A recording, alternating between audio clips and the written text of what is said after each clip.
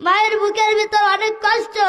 মা বলতেছে আমি আমার ছেলেকে দেখতে চাই, আমি আমার ছেলেকে একবার দেখবো। এইবার বিবাহ হওয়ার পর বন্ধু বান্ধবের কাছ থেকে ঠিকানা সংগ্রহ করার পর ওই মা যখন গেটের কাছে গেল, দারোয়ান যখন গেট খুলে দিল, দেখে তার সন্তান ওখানে খাড়া হয়ে দাঁড়িয়ে আছে। এখন তার মাকে বলতেছেন, মা তুমি এখানে কেন এসেছো? তখন মা বলতেছে, রে বাবা কতদিন হয়ে যায় আমি তোকে দেখি না, সেই জন্য আমি একটা বার তোকে দেখতে চাই রে বাবা।